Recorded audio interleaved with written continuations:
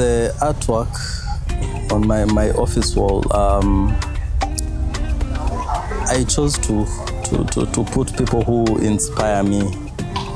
When we look at the first painting, that is Professor Wangari Maathai, and the second painting is the founding father, Jomo Kenyatta. The third being Mwalimu Julius Nyerere, and the last one is, I believe, the South African first president, that is Nelson Mandela. When you look at those images, these are people who changed the course of history. They made history. And one thing I want to do is also make history. So they are an inspiration, and I put them there on the wall so that each time I get to the office, I have a look and remember the reason why I'm doing whatever I'm doing. Someone posted the pictures on the internet, that is TikTok, and there are very many comments. Some were saying, now add Baba, because this was done when Baba was alive. Yeah, and after the painting you find that there are small notes, and one of the notes that inspires me is from Kenyatta, who says that we are the architects of our future, which is something which it's something which we really need to listen to. And well, depending with what time you're watching us and where you're watching us from, good evening, good afternoon, or rather good morning. Well, today I'm honored to host a renowned lawyer from Kwale County, and his story is so much interesting. He'll be telling us his biography, why he ventured into law, and something interesting about him is that he once spent a night in the cells, and this is what gave him the urge of becoming an advocate. Understand he has offices in Kwale County and also in Vihiga County. We're talking to none other than Robert Matende. Wakili, welcome to our today's show. Thank you. Maybe just for those who don't know you, yes. Who is Robert Matende? Robert Matende is a son, an advocate, and also a politician. Yeah. Yes. I come from what we call Emabungo. Emabungo ward, that is in Vihiga County. Yes. Yes, from a clan called the Abasakami. Oh, yes. It's a famous clan, I think. I've heard of yes, it. Yes. So that is in Luanda constituency. Yeah. That's where Mudavadi comes from. No, Mudavadi is, I believe, Sabati. Oh, Sabati, yeah. Yeah. But within Vihiga County. There's also a place, a town, I think I've heard that there are so many, is it madmen, or it's a center for... That is, that I believe is Luanda, Luanda constituency. Oh. And one of the main reasons why we have that is because there is an issue of substance abuse. So when it's excessively abused, yes, we end up having the madmen, and also as a result, people end up being, if there are madmen elsewhere, they end up being dropped. Yeah, that's because at Luanda, we don't know whether they believe there's like a rehabilitation center. There. Yeah. But it's one of the plagues that we have in Luanda. So I read somewhere that you spent a night in the cell. Maybe just can tell us about your childhood and your education, just your background. Okay. Well, I was born in Vihiga, yes, and we moved to Nairobi. That was back in the year 1999. We moved to Nairobi. I'm the second born son to my parents. That's Billy and Kate Owor.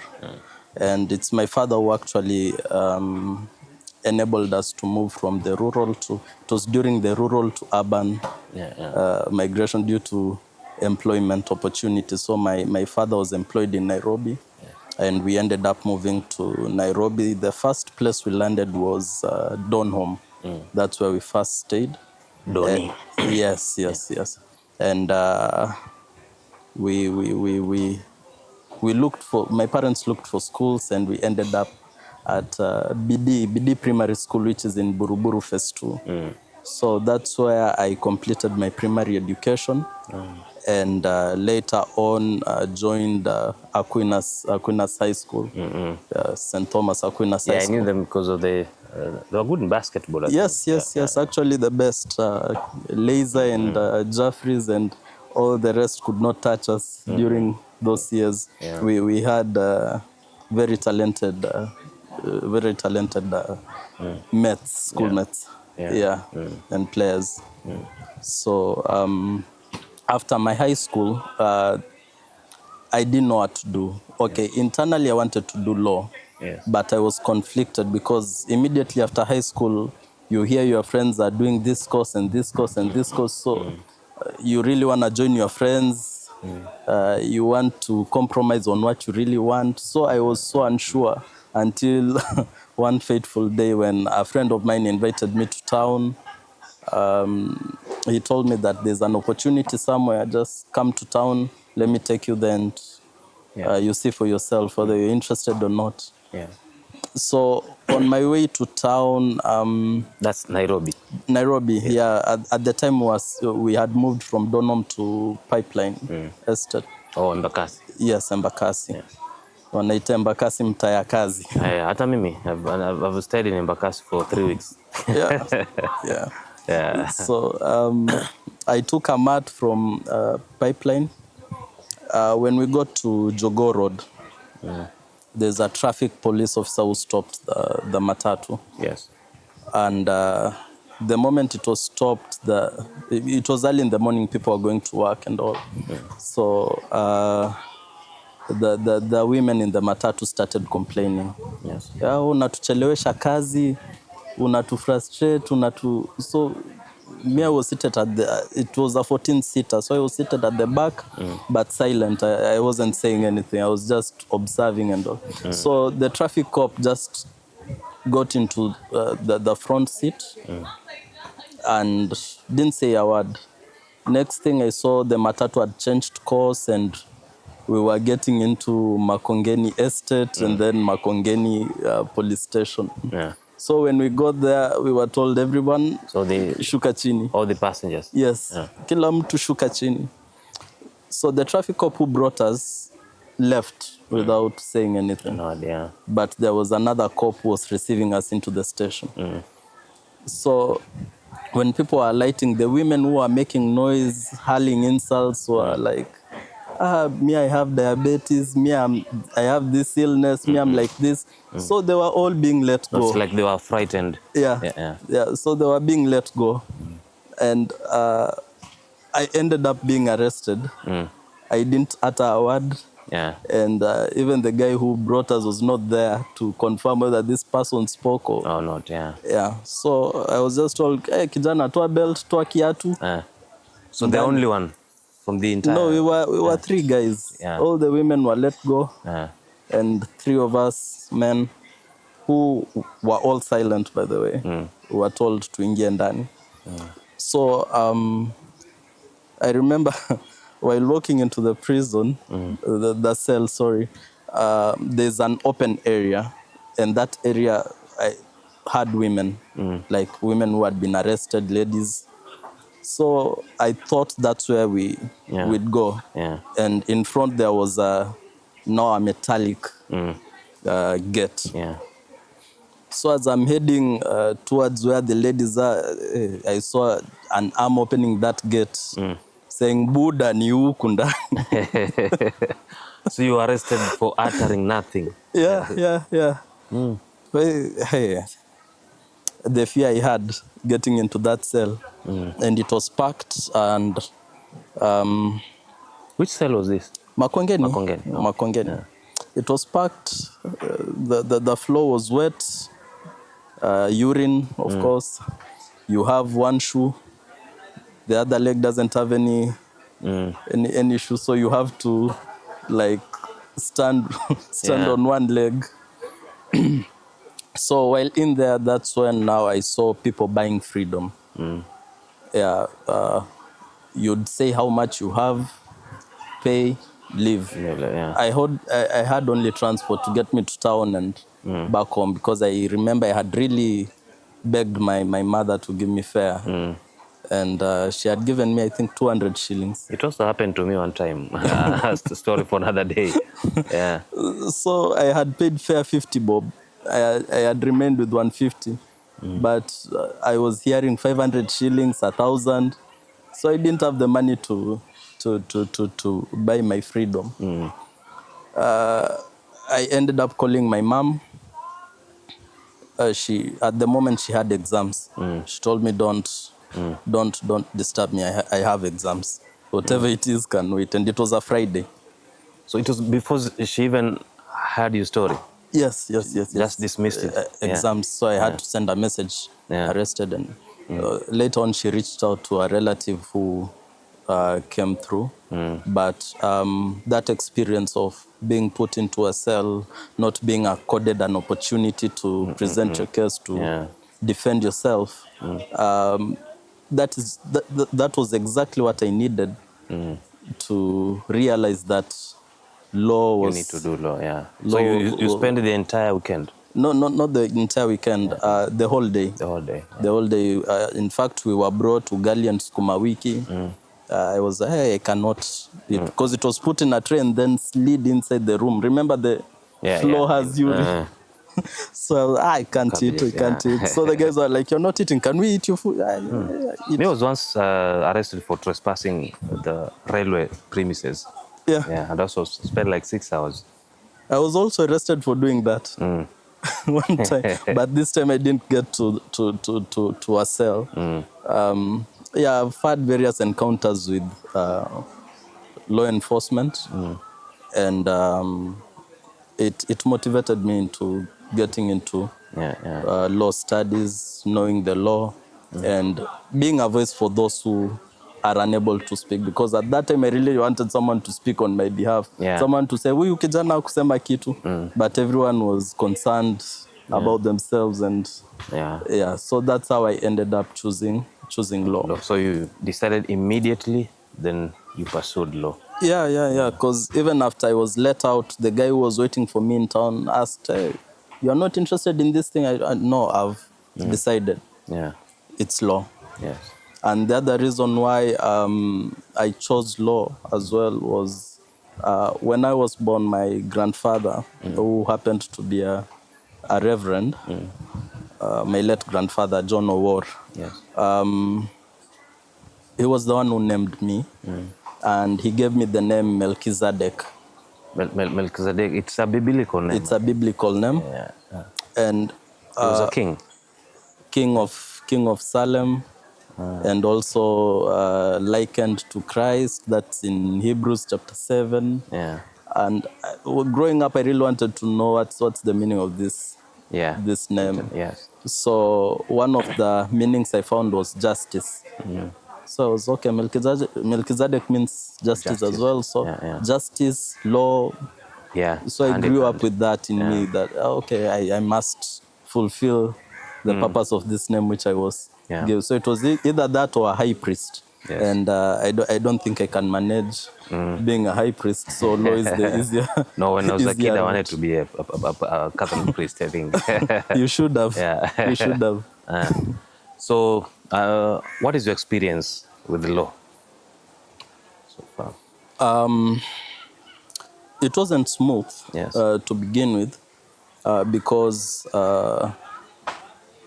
at the time there was an issue with the school fees when I began my studies. Enrolled, and I remember that I had to work as well as go to school. And this is one of the times that I really want to appreciate a very special woman who took me in and nurtured me and taught me the law. This is even before I went to college. law school. Yeah. This woman is Miss Nora Owino. Yes. She's a senior advocate practicing in Nairobi.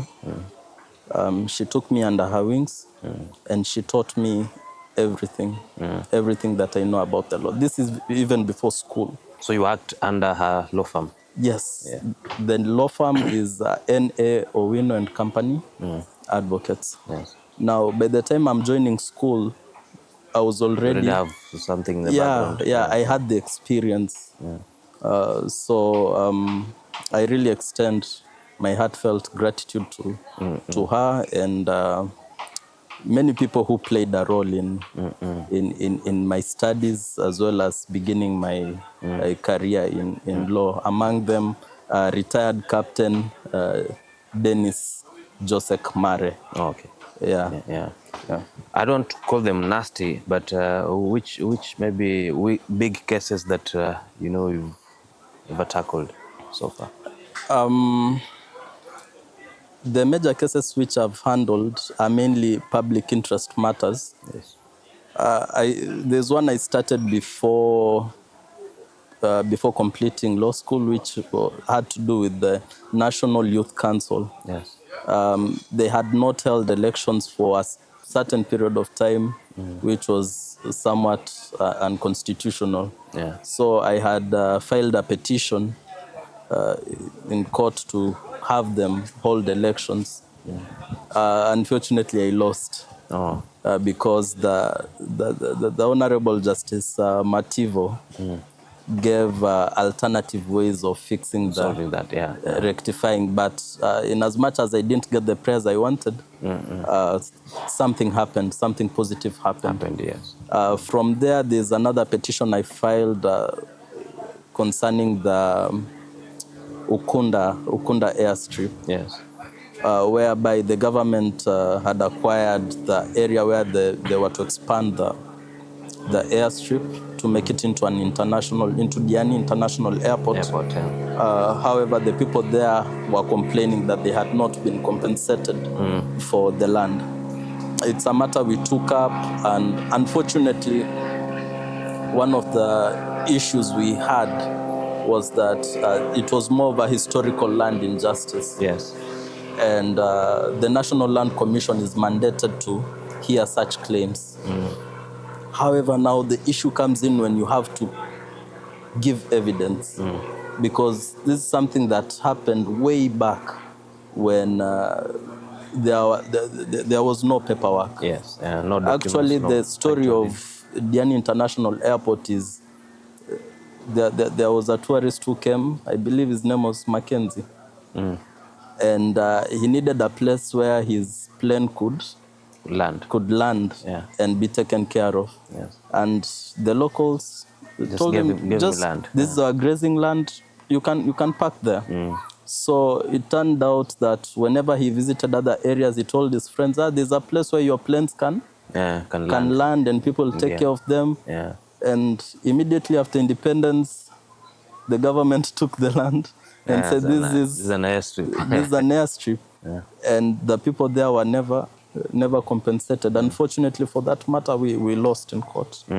We lost. However, the community is still trying to find alternative ways of having their rights recognized. Yes. Yeah, and one of the major reasons we lost the case was because there was no proof that the land belonged to them, other than them saying it's my great-grandfather who planted this tree, who did this. Yeah. You know, that is, the courts need a higher standard of evidentiary proof.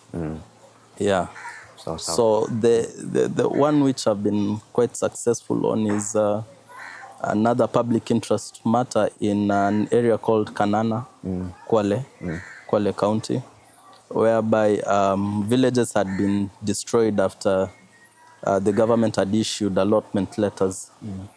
Now, we took the matter to court, and the court ruled that the the villagers ought to be compensated.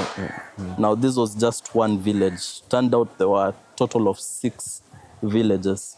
So we moved on further and filed a petition at the Senate, whereby the determination was all the villages, all the 6 villages, Lunga Lunga constituency, Kanana area, there was Mkono wa Ndugu.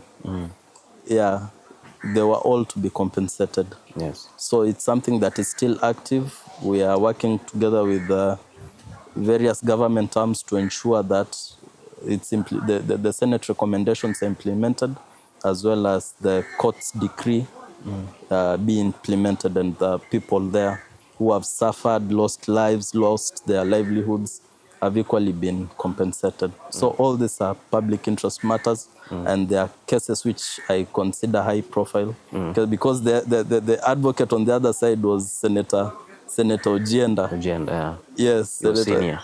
Yeah, that matter was, they really intimidated me. Yes. Because Senator Ojienda, I remember, came in with how many advocates? 3 advocates. Then there was a state council, there was a council from the National Land Commission. All of them seated on one side. And I was alone. I had to look back at my clerk and tell him, come sit next to me. It was a David versus Goliath. Yeah. And again, in that matter, the prayers that we had were not fully granted, but the court gave alternatives, which the villagers, the petitioners were agreeable to, because the court actually gave them land as well as monetary compensation, which is not very likely. You are either given monetary compensation or you're given land. But to get both of them is quite a task. So that is one of success stories that I normally. So do you have passion in advocating for rights, human rights issues, especially centered on land?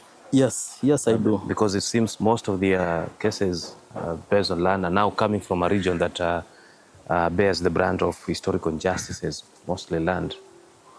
Yeah. Yes, you know, when I look at people who are unable to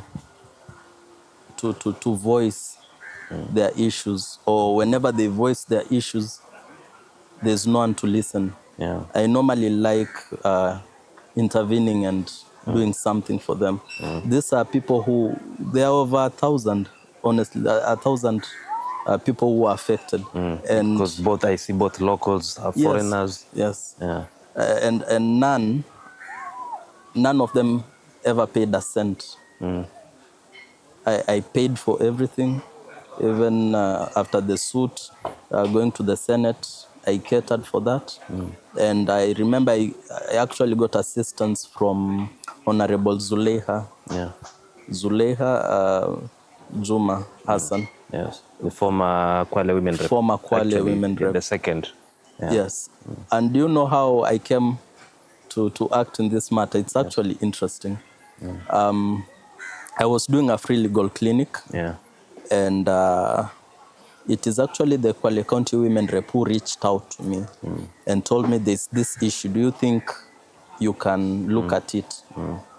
And I had a look at it, and I said it's something we can. So actually, for filing the petition, it is Honorable Zuleha who contributed half, and I also contributed half for us to be able to file the petition. Yes. And one person who really assisted us was the late Honorable Raila Odinga. Yeah. Yes. Because if it were not for him, those people would be suffering to death. When the villages were being destroyed, they reached out to him. The petitioners reached out to him. And at that time, it was Honorable Matiangi, who was Interior CS. And through the intervention of Baba, Matiangi was able to stop whatever was happening on the ground. In fact, when I met the petitioners recently, they told me that once they receive this compensation, they would like an arrangement whereby they want to take something to the Odinga family, yes. to say thank you for Baba standing with them. Yeah. Because Baba, I believe Baba did so much. It's only, I believe a lot will come out as time goes on. Because he used people like us to do various things which are unheard of at the top level.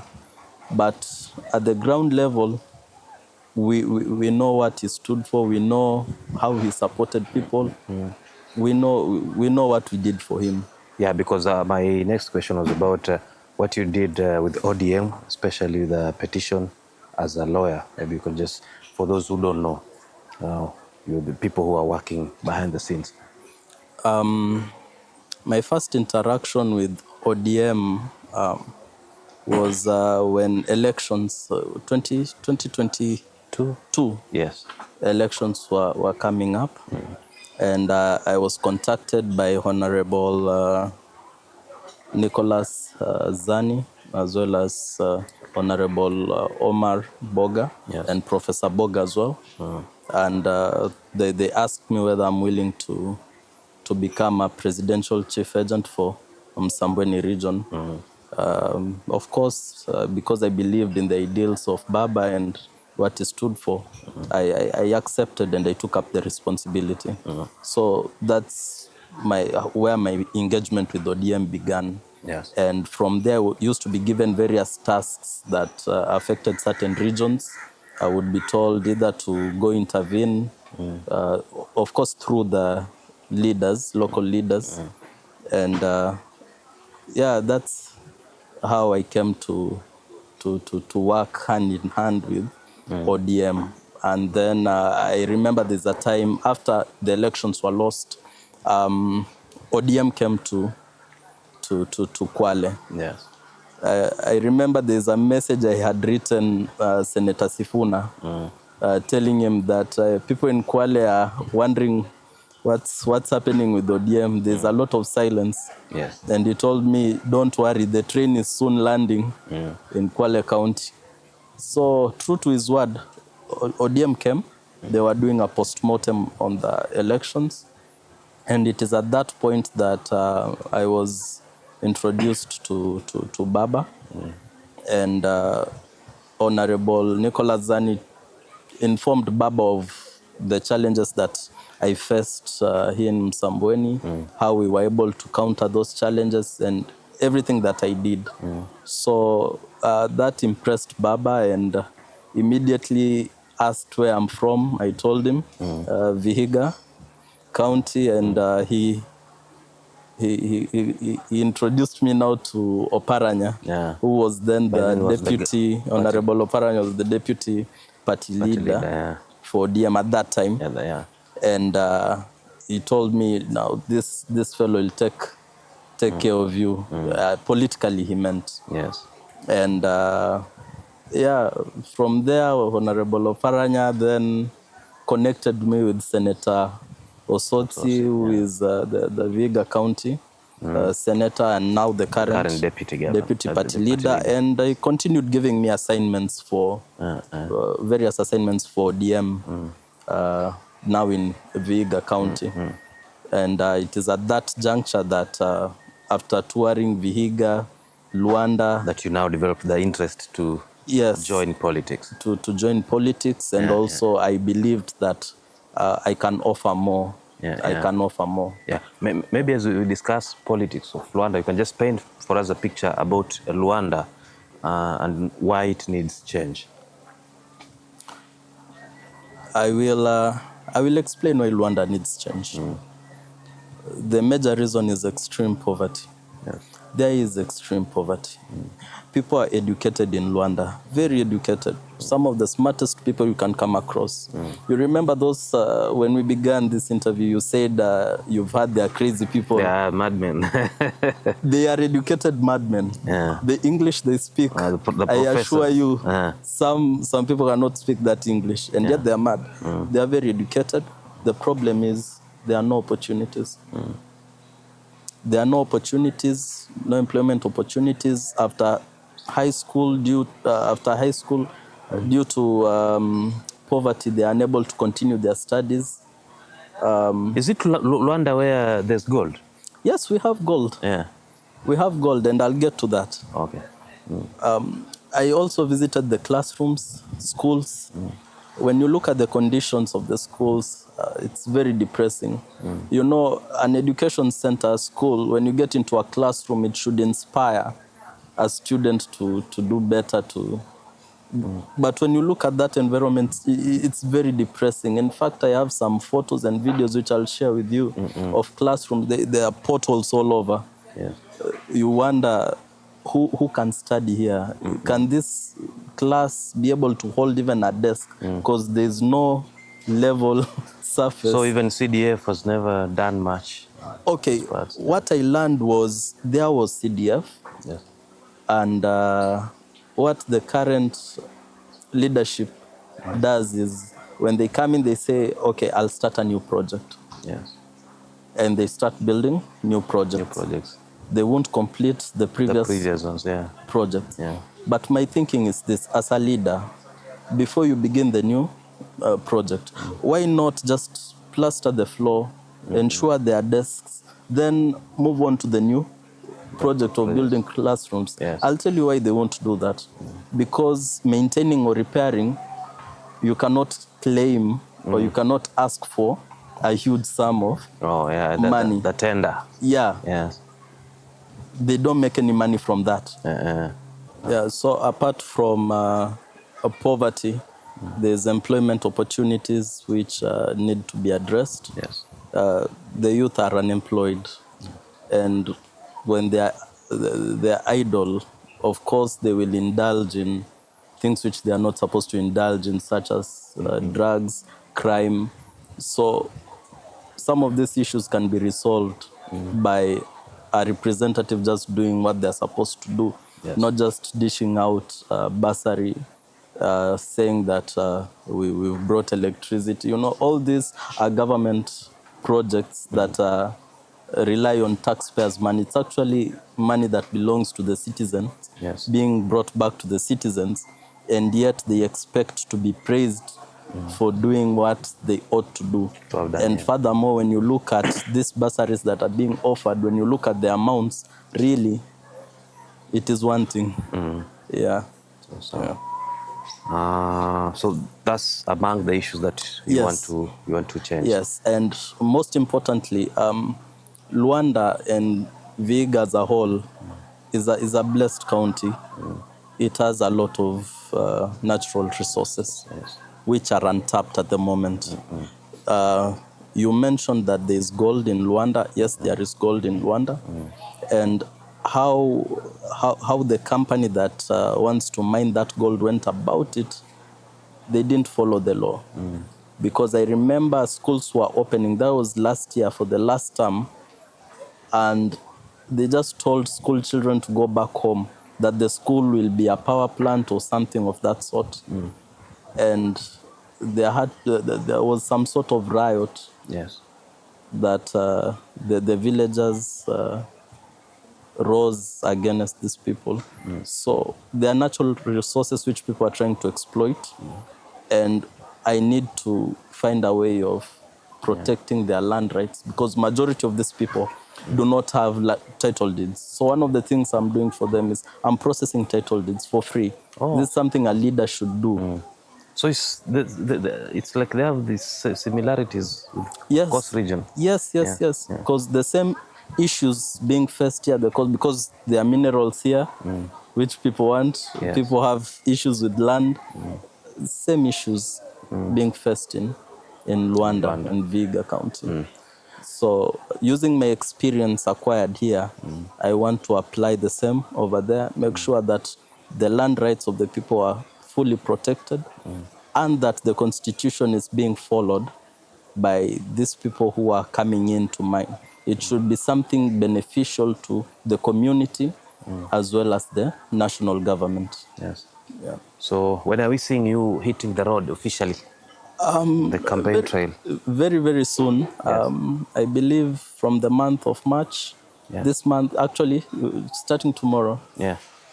March is starting tomorrow. Yes. Yeah. So from March, I'll be actively on the ground. Yes. Now I have to balance because there's an office here.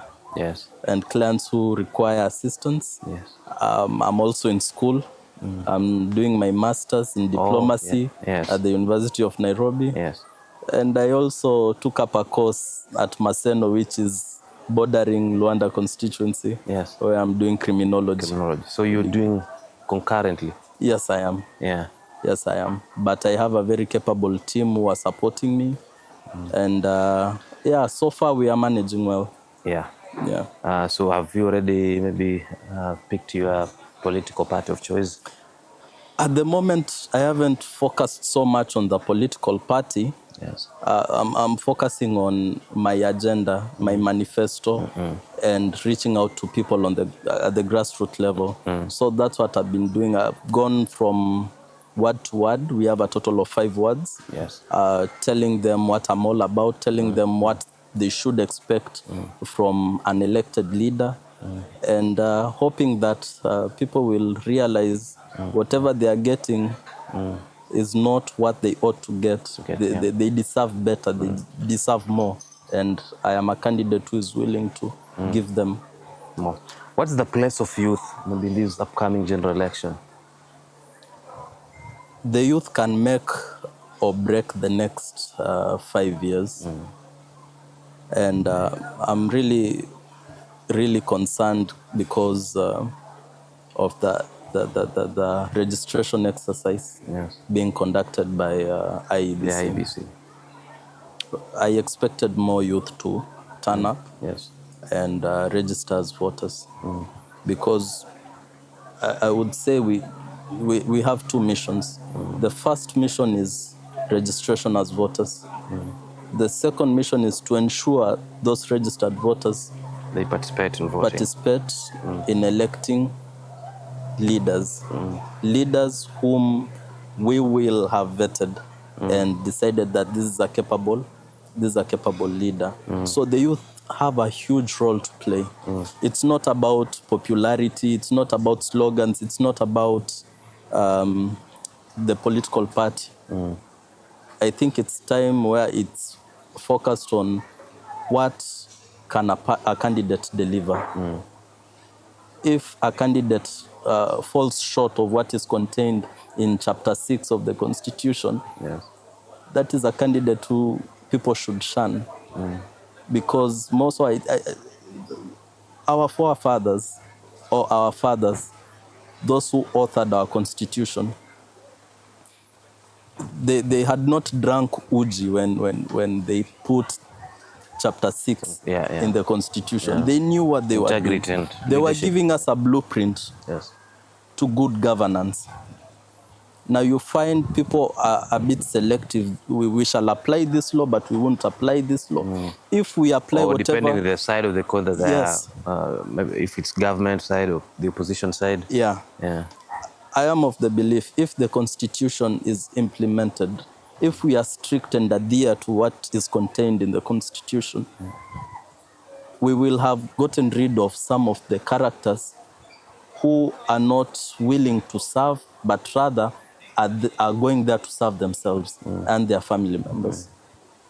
So if we adhere to the Constitution, if we look at the integrity, if we look at what they can deliver and their service and elect on merit, then I believe we'll be heading towards the right path. However, if we stick to popularity, if we stick to slogans, if we stick to fame, we'll have another 5 years where we'll be crying and crying and crying. Therefore, the youth actually can make a difference. The TikTokers who I see are a family and support each other whenever there's an issue. This is a time where you can support everyone. You can support everyone by just registering as voters and making sure that people vote. Those on X, they call them Kenyans on Twitter, who defend any Kenyan harassed by an outsider. KOT. It is now your time to defend Kenya as a nation. So I'm calling out on them, social media. come out. Let us pick the right leaders. Okay, just like Coast Region, I think also Western, the ODM party has for many years been the party to beat, but currently we've seen its disintegration. How is ODM going to perform in Western Kenya? In my opinion, I would say history has a tendency of repeating itself. Yes.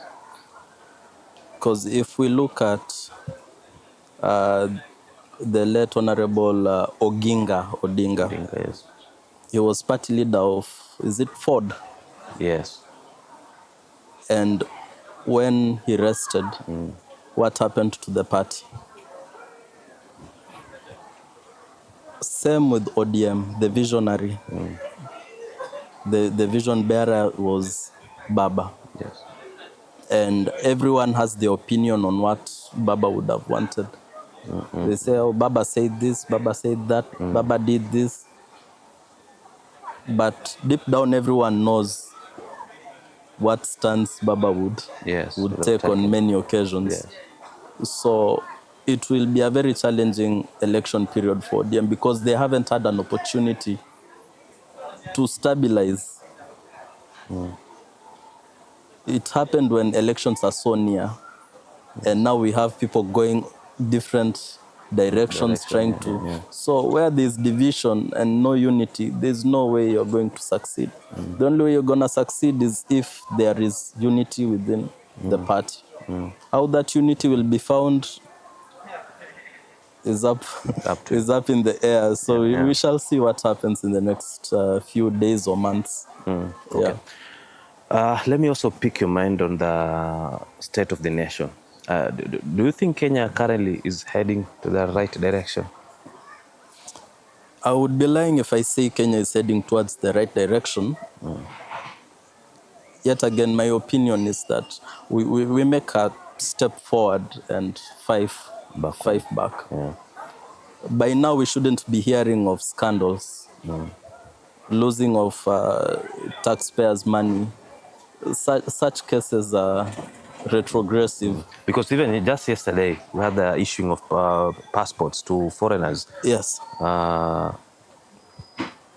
So those are issues which will ensure we stagnate or move backwards. And it will cause other economies which we surpassed to come and overtake us because of self-interest, because of selfishness, and because of the wrong leaders. So in my opinion, things are not good. That is why there is need for what we call them Gen Zs to act. We really need to act. Otherwise, we'll lose a nation. We'll lose a nation, and we shall give our children a very difficult task of fixing something which we ourselves were in a position to fix. Yeah. Because some say we need a renaissance. I don't know. Do we need just another political party that will just carry the youth together so that it can be... It's not about a political party. Because some people argue that the old guards, they have a way of coming together. Even if it's the government or the opposition, they'll still merge. And we'll keep on repeating the same mistakes, the same issues, time on time. That's why I'm against backing a political party. In the Constitution, we have the provision for an independent candidate. Yes. We need independent thinkers. Because I've seen very smart people in political parties making very dumb decisions because it is the party's directive. Yes. Very educated people. We've seen even advisors to the president. Yes. Yes. Yeah. Because you have to follow what the party says. But at this moment, we really need independent thinkers. People who will get into parliament and think independently and on behalf of the people they represent, and ensure that there is that independence of the judiciary, executive, and the National Assembly. So that the rule of law is able to be fully implemented and prevail in Kenya, what we call constitutionalism. So I believe the task is on the youth. Yeah. And if this continues, do you think Kenya might have a revolution going by the 25th June, the Finance Act revolt? I don't think there is need for a revolution because we've been given an opportunity to make changes. Constitutionally. Where there is no opportunity, a legal way to make changes, then we can look at other options. Yeah. But if we look at this book, the Constitution, yes, it has all the guidelines. If this happens, then we can do this. If this happens, then we can do this. So my opinion is we have an opportunity come 2027 to make a change. And if we fail to make that change, we cannot now later come back and say, oh, we want a revolution. The revolution is in voting now. Yes. That's and do you think the election will be free and fair? I wish to believe that the election will be free and fair. Because the opposition has argued, they are saying that they are reading signs. For example, the Supreme Court currently, the way they're recruiting, we've seen the security departments and what have you. It would be a very risky game if the elections are not free and fair. As you've just pointed out, a revolution might be looming. Yes. Because if people feel they exercised their right, their democratic right, and this right was not recognized, or for some reason it was corrupted or manipulated in some way, then we're going to have a problem. Yeah, because we've seen with our neighbors, Uganda, Tanzania, and people might argue that it's a similar trend that is being undertaken by the leadership of East African countries. What we know is IEBC should be an independent body. And if there is evidence that it's no longer an independent body, if there is evidence that the judiciary is no longer an independent body, then that is a recipe for chaos, yes, of which we do not know the magnitude. But for our beloved country, I only pray and hope that the elections will be free and fair. Yeah. Then back to you. So in your lineage, do you have any politician? Or you'll be the first one? In my lineage, actually, I had mentioned my grandfather, Yes, who was a reverend and actually despised politics. Yeah. He said politics iko na uchafu, it has liars. Especially the Kenyan politics. Yeah, but my uncle ran for office. What is his name? Kenneth Owor. Oh, I thought also Kenneth. I understand Kenneth Marende also, the former speaker, also comes from... We come from the same area. Yeah. He's Marende and Matende. Oh. Yeah. Yeah, so Marende is some of the prominent people that come from that. Yeah. So, yeah. So has he inspired you in one or the other? Yeah, actually he's one of the people who has really supported my ambition. Because the moment you announce that you are running for office, everyone, the reaction I got from most people was, why do you want to waste your money? Yeah. I was even sure of telling her, okay, I don't have that money. I have to look for that money. Yeah, because everyone says actually the coming general election will be so much expensive. Yeah, it is. Yeah. Because when you look at the politics that people have grown accustomed to, it's the politics of handouts. Yes. Whereby if you go talk to people, they'll hear you, they'll just wait for the end. Yeah. So that you what can are you offering? Yeah. If you offer nothing, you're in trouble. If you offer something less, you're in trouble. Yeah, they'll tell you, I used transport worth this amount and I've been given this amount. But what I would request the people to consider this time is look at the candidate. Is this someone who is willing to serve? Because you can chase someone who refused or is not in a position to give you handouts, and yet this is the person who is gonna lead you into another level or change your Might social create status. opportunities. Yeah. Yeah. You need to believe in these people who come and do not have money. Give them a chance and see what they can do. So it's a bit challenging, but all the same, we try. Yeah. Yeah, Okay. we try. If you are not a lawyer, what will you have done? If I were not a lawyer, I would be a diplomat. I would be a diplomat because it's also something I was very interested in, but never got an opportunity. Yeah. That's why I'm studying diplomacy. Yeah. I'm mastering in diplomacy. Oh, you want to move around? You want to know countries? Mainly it's about negotiating and easing tension between nations. Like right now, you've had US has begun the war against Iran. Yeah, yes, I think even today. Yes, Yeah, yes. So being in a room whereby you are able to At the same time, avert such circumstances. Russia is fighting Ukraine, and many Kenyans are also involved. Yeah. And we also hear politicians are the one who recruited them. Unfortunately, yes. we are told that there's we have opportunities, but the opportunities are to take people abroad. You're taken abroad. Yeah. You've never held a gun. You are trained for weeks. Then, unfortunately, you are put on the front lines. You end up losing your life. But I believe Kenya is a land of opportunity. We don't need to go abroad to access opportunities. We have opportunities here. It's only that a few selfish people are withholding or hoarding these opportunities, which should be free for everyone.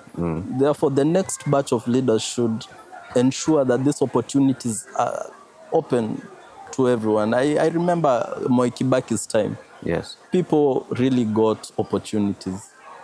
People got opportunities. The first term of Honorable His Excellency Moi Kibaki. Yes. So we need to get back to that in order to move forward. Yeah. If you are a president or a member of parliament for 24 hours, what can you do? Education, healthcare free. Education from, what do they call it, daycare to university. University. Free. Like, free of charge. Like how Cuba, Libya, also doing this. Health. Yes. Free of charge. I would ensure doctors, teachers, well paid. The other people I would look at are the police. Yes. I would make sure that these people are independent and well paid, so that they are not used by any other leader. So that the police force can work. Iwe ni ukweli ni utumishi kwa wote, and not a body that is utilized to intimidate or to harass or to maim. So I believe those are the three things I would look into within the first 24 hours I would be given. You seem to be also too busy, but at the same time, time conscious, disciplined with time. Maybe you can tell us the secret behind it. How do you work for a normal day? How is your day? Well, my landlord here in Diani, where my offices are, advised me and told me that, you need to plan. When I was just starting, he told me you need to plan your day. Have a notebook, write everything down. Yes. So that's what I normally do. Like today evening, whatever is required, I'll look at tomorrow's diary, whatever we need. I will put everything down. I'll say I have an interview with Tobias. Yes. I need to be here. I need to be here. So that's basically how I arrange my day. And then in the morning, you begin with your prayers. Yes. You commit all those plans before the Almighty. Yes. Then you start your day. In the evening, you unwind. Because at the same time, you get time to watch Manchester United. That's your team? No. Not my Chelsea. Mimi ni Chelsea. Chelsea. Oh. Mimi ni Chelsea kama Sifuna. Oh, so we are playing tomorrow. With Arsenal. Yeah. Yeah, we know how it will go. Sawa. Yeah. So what are your hobbies? I love traveling. Yes. I love reading books. Which kind of books?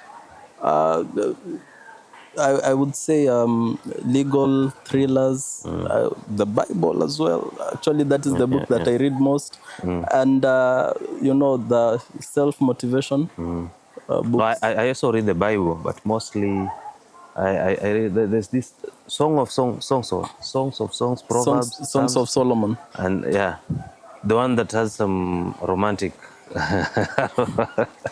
That's what you focus on. We used that when I was in high school. Yes. We used to read that most of the Well, time. I read the Bible so much so sometimes when I go address people, Yes. I start by quoting Bible verses, Scripture, yeah. and my team gets upset. They tell me, we don't want a preacher, we want a politician. Yeah. Stick to politics, not preach. Yeah. But if it's the word of God, what better words to use than So you can also preach. I'm Melchizedek Bana. Yeah. Oh. I can preach. So do you get time for the beach and this other stuff? Early in the morning, Rugby, going early in the morning, I take my walks along the beach. I jog along the beach. Yes. Before the sun is really hot. Yeah. Yeah. So once in a while I do. Do you cook? Me, I don't know. I love cooking. Yeah. I love cooking, looking at new recipes and recreating and creating. But English, for one, African cuisine. I would say not African. I like trying the new, the what do they call it? European. Yeah, cuisine. Cuisine. Yeah. I experiment, backfires, I try again. Yeah. But I enjoy cooking. It's something that relieves stress as well. Yeah. And being able to create something has a certain type of I feeling. think I can only cook eggs, tea. And noodles. No, no, I don't do them. There's only eggs. Ugali I can cook ugali. I think very few kind that I can do. Yeah. So as we wind up, Yes. looking at the camera maybe, what will you tell the Kenyans? What will you tell the people from Luanda? This is a new year, 2026. Maybe what should they expect from you? I would tell this to Kenyans. Kenya is a land of opportunity. Yes. We've been programmed to think or believe that it's where people need to struggle, where you work hard, you go to school. At the end of it all, with your degree, you end up doing work that you did not plan for. The systems we have can work if we have the right leaders. I would implore you to look at the merits of each candidate running for office. Let us get people who are willing to serve, not people who are after their own interests. And you know them. You know them. The people who misuse the youth, the people who showboat or they flaunt their wealth before our eyes. You know them. Let's pick people who are willing to serve. Do not discriminate. Give everyone a chance. As for my people of Luanda, it's time for change. We have remained behind. So many constituencies are way ahead. And it's time we caught up. We need fresh leadership. We need people who are visionary. And just give a chance to good candidates. And we shall eventually get to where we desire. That is all I can say. Is Singapore reality? Or is a dream? With the corruption cases, it's not a reality. Curb corruption first. Yes. Once you curb corruption, then we can talk about Singapore. There's no way we can talk about Singapore with corruption left, right, and center. Everywhere I see 11 billion missing. There's no way we can get to Singapore. Yeah. True.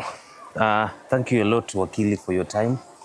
Well, there you have it. That is Advocate Robert Matende.